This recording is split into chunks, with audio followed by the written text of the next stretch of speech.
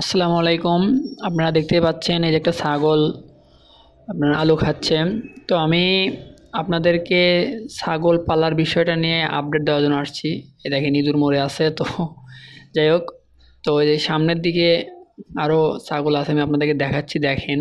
আর ছাগল পাললে আসলে লাভবান হওয়া যাবে কি না, বা আসলে কতটা লাভবান হওয়া যাবে, সে বিষয়গুলো তুলে ধরার জন্যই আমি আপনাদেরকে এই যে ছাগল দেখতে পাচ্ছেন, এখন এই ছাগলকে কতদিন পালতে হবে বা কতদিন পালার পর লাভবান হওয়া যাবে সেটা আপনাদেরকে বলবো। এই যে আর দেখতে পাচ্ছেন আরও ছাগল, এখানে অনেকগুলো ছাগল আছে এখানে আমার।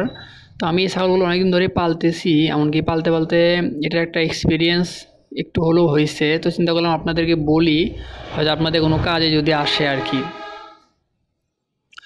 আপনারা ছাগল পালতে পারেন, এতে খরচ কতটুকু হবে সব কিছু আমি আপনাদেরকে বিস্তারিত নেক্সট ভিডিওতে বলবো, বা আমি কি খাওয়াচ্ছি, বা ছাগল গাব হওয়ার বিষয়টা কয় মাস সময় লাগে প্রথম অবস্থায়, তাদেরকে কি খাবার খাওয়াইলে সবচাইতে কম খরচে ভালো দিন মানে ভালোভাবে পালা যাবে আর কি।